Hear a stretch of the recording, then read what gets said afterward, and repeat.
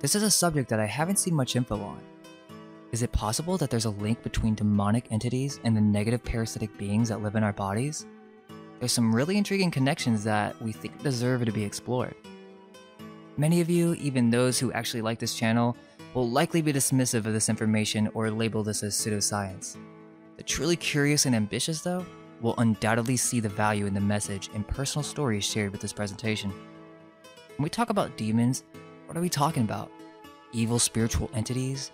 Or are they just a figment of our imagination? Well, I would say they are very real, and not only are they spiritual beings, but they can manifest into this world in many ways, and one of those ways is through parasitic organisms. Let's start with, what are the common symptoms of demon possession? 1. They have the power to influence your mind and to fill it with destructive thoughts. 2. They can have an influence on the dream realm, manifesting as shadow beings during sleep paralysis. 3. Possession usually involves becoming sick and constantly tired. 4. Your spiritual powers and ambition begin to diminish. 5. Over-extreme sexual desires that can never be fulfilled. 6. Material and egotistical desires that end up driving the person possessed and mad. And that's just the start. I'm sure it could go on, but I want you to think about the connection between demons and the infestation of parasites in the body. Now, before I continue, I just want to say that I'm sure there are specific cases of demon possession that go into its own, like the foaming from the mouth, the deep evil voices, or speaking in tongue and whatnot, but that's not what I'm talking about. While it is possible that there could be some cases where that happens, it's mostly a Hollywood dramatization in order to separate demon possession from disease. What we're about to cover is really deep, but hang on and channel that inner light. There's no reason to be afraid. I'm basically implying that we are always possessed by multiple different demons to one degree or another. This is also connected to the other video that we've made on the Nephilim and Archons, but this has more to do with our modern lifestyles and what we digest, physically and mentally. Most humans are not aware of how many parasites they really have. I'll throw myself on that boat. For most of my life growing up, I thought that was something that only happened in third world countries. Boy, was I wrong. I think most Americans share this silly way of thinking, not knowing that almost all of our eating habits result in parasitic beings finding a home in the waste that fills our body. If you eat meat, let me just let you know, you are filled with parasites. Not only are high protein diets extremely acidic, but the body doesn't know what to do with all this excess protein. And what ends up happening is our sewage system gets backed up. Also, most of us are completely enzyme deficient, and there's no way that our bodies can actually digest this meat. So you know what happens? It literally stays in your body and rots. If only you knew what your colon really looked like inside. Oh, but you're vegan. You think you're an exception? Think again. Most vegans consume an extreme amount of protein in order to compensate for not eating meat. Most of them cook all of their foods. Again, enzyme deficient, and top that with genetic deficiencies, we end up having issues removing toxins from our body. All of this cooked food is dead, and your body has no idea what to do with all this toxicity. The only way to protect itself is by forming mucus. This mucus is what's saving your body. But what tends to happen is this hardens and stays in our body for a very long time. That's the point I'm trying to drive home.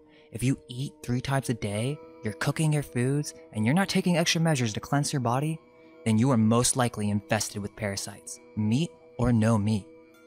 Most of you are probably saying to yourself, or in the comment section, well, I feel fine, I'm doing great. Yeah, okay, that's what you think. Or is that what the parasites are thinking for you? I think most of us can't imagine the amount of energy that we could have if we remove these parasites from the body.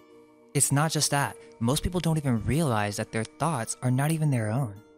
This also explains why it's so difficult to silence the mind. It's not really that crazy to think that if there is something inside of us that wanted to thrive, like a parasite, that they could influence their host to make decisions that create a more hospitable environment for their kind. These microbial organisms absolutely have the ability to steer the thoughts, emotions, and actions of their host. Sounds an awful lot like possession to me. When you get cravings for unhealthy foods, that isn't you. It's the parasites. Fast on juices for a week and you'll see what I'm talking about. You won't be able to think straight at first, just like a drug withdrawal. this is your first time hearing any of this, then I would take it slow. Research real people who've succeeded with fasting. Starting a detox too fast will shock your system, and when these parasites start dying, it's gonna make you very sick. This is the key reason why some medical experts will vehemently claim that it's unhealthy. True, if done too quickly and incorrectly, it can create something akin to the Herxheimer reaction that happens when people take antibiotics, though that's never been reason enough for them to stop prescribing them. The difference is, with juice fasting, you aren't bombing your stomach and killing off every organism, good or bad. Still, it's best to take it slow, as the dead organisms need time to clear out. The enzymes and bacteria in fruit will eventually take over and allow the gut to reach a state of balance. Let me just put it this way. You have beings inside of you that just sit and demand what to eat, they feast all day long, and then they poop inside of you all day and night. If you still don't see the connection, then let me make it very clear. Parasites have the ability to affect your mind. This isn't just conspiracy talk either. Do you guys remember Osmosis Jones? The bacteria were directly influencing his mind. It had access to his most personal, deep memories. This is exactly the case in the real world. It's not just food either. The tendency to over-masturbate is controlled by these parasites. When you release an orgasm, not only is this a huge release of spiritual etheric energy, but this ends up creating a hormonal disbalance, and it also causes adrenal fatigue. The parasites can benefit from all of this because what tends to happen is your kidneys will be overworking, and eventually, you're not filtering out your blood so that you become more and more toxic to the point where most of your endocrine system fails to operate as it should. You might say, well, my blood tests show up fine. Yeah, I wouldn't rely on that. One of the most important functions of the body is to keep the blood alkaline. All this toxicity and waste is being removed by the lymphatic system. You will only see problems in the blood once it becomes very serious. That goes back to people thinking they're just fine. Well, we usually don't become aware of disease in our body until it manifests as a serious issue. Most people don't consider that maybe most of their tiny symptoms like tiredness, headaches, bad odor, depression, and itchiness are the first signs that something isn't right. But what do most people do? They go to the doctor and get these symptoms suppressed with what they assume will be a quick fix. These chemical medicines do not solve the issue, they just suppress it. Eventually, it will come back, and when it does, it will be a full-on disease. That's the scariest thing, is that these parasites will give you the impression that everything is okay. If you were trying to tell me this stuff a year ago, I wouldn't buy it. I'm one of those people who literally never gets sick. I'm always very positive, so I just attributed it to that maybe my immune system was strong, but I was wrong. I have had symptoms my whole life, and I have never had the eyes and awareness to realize that it wasn't normal. I was in denial. So don't get scared. But there is a truth to this that I know many are not ready for, because what this all has to do with is a complete change in how we live our lives and perceive reality. And I realize change is scary to most of us. I understand that we can't all be Buddhists and just remove ourselves from all desires. We've been born into this modern way of life, not realizing that in order to coexist in this modern age, one must fall into sin to one degree or another. I know that might sound strange, but if you're on a computer, then technically you're sinning. But that's the thing, we all have to balance. We can't just completely remove ourselves from society. We can take it step by step. And maybe one day, a change will take place in this realm. And as we grow spiritually, this process will become easier and easier. This video is not a solution video, but more of a discussion, a challenge to question everything we know about every facet of life. If we can accept that we have parasites, we can start to see why this would be connected to demons. Parasites are beings of death. They thrive off of death and rotting. They too can have an influence on your dreams. Here's an example. One evening, I went to bed feeling pretty good until I woke up from a very strange dream.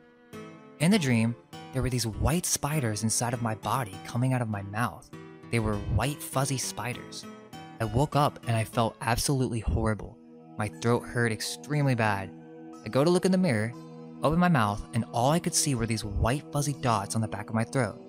I had strep, and I swear that I had no feeling of a sore throat before going to bed, so it had nothing to do with like my subconscious picking up small details or something. No, this was a dream about parasites in my body right before I got sick. Luckily, I recovered in one day from drinking apple cider and eating plenty of fruits.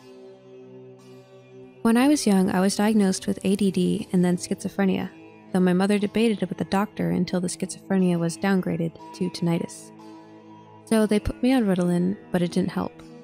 I suffered from visual hallucinations in school, making it impossible to concentrate. The doctors and specialists admitted that they didn't know what the root of the problem was or how to fix it. I was only instructed to go purchase expensive pills that caused ulcers in my stomach, which they then prescribed even more medicine for. It was a vicious cycle. On top of it all, I was always hearing these nasty voices in my head. It sounded like static from a radio or manifested in my own voice, telling me that I was worthless and life was pointless, so why not just do whatever? I think a common misconception is that freedom of being an adult is getting to drink booze and eat as much pizza and ice cream as you want, but I have to disagree. Those are drugs pushed on us as kids, and when we become adults, we think that we're choosing to eat those things, but all that's really happening is we're becoming slaves to our cravings. Much like a thrall is a slave to a demon. It's exactly like drug addiction. It's called the Food and Drug Administration for a reason. Why would food and drugs be lumped together if they didn't serve the same purpose? Alcohol is even called spirits. When someone has an addiction problem, they call it demons. It's also common knowledge that addiction is a disease. So if addiction is a disease, as well as a demon, then what makes any other disease not a form of demon? Typically, parasites are these long, worm-like things or fibrous beings that inhabit our guts, and they resemble antennae or fiber optics. Begs the question, if parasites can influence our thoughts, and they can influence our dreams, and they can influence our desires, then could it be possible that parasites are antennae for demonic entities to manifest in the body? Para, prefix. A prefix with many meanings, including alongside of, beside, near, resembling, beyond, apart from, and abnormal. Site, an area of ground in which a town, building, or monument is constructed. So if we imagine our bodies as temples, this word begins to make a lot of sense. Something that is inside your body that shouldn't be. Almost all religions attribute worms and parasites as being evil or the work of Satan. Is it influenza? Or is it the influence of demonic entities? The word influenza even sounds like influence, so what do people say when you sneeze? They bless you. Why would they do that? The average answer, of course, is that people in the olden days were just dumb Christian zealots who attributed everything to Jesus and blessings, because the general idea is that they were stupider in the past. However, I expect that the perpetuation of that idea is to cause confusion and mistrust in all things spiritual. Even schizophrenia, where many people see and hear evil voices from all around, could be caused by disharmony of the body and an infestation of parasites. From Science Daily, quote, recent studies have found evidence of worrisome impacts, including an association with schizophrenia because of the parasite T. gondii. It's found in the brain as well in the muscles. In addition, field and laboratory studies in mice, rats, and people have shown that infection with T. gondii triggers change in behavior and personality. There's a study that goes over this same exact thing. A growing body of evidence suggests a correlation between schizophrenia and exposure to infectious agents. The majority of studied cases concerns the infection caused by T. gondii, an obligatory intracellular parasite that infects about 1/3 of the entire human population, according to the available data. Quote, numerous epidemiological case control studies show a higher prevalence of T. gondii infestation in individuals with various psychiatric and behavior disorders, including schizophrenia. A lot of these studies are just focusing on one parasite alone, but really, they have no clue what's actually going on in the body. That's another thing I've always accepted growing up, that the medical establishment actually knows what they're doing. I have no idea why we think this. Doctors do not heal anyone. Allopathic medicine fails at solving any issues, and most of the time, it just makes it worse. Again, why do we assume that these people actually know what these chemicals are doing in our body? I'm sure they understand it from a very boxed-in perspective, but they have no idea how it affects our body as a whole.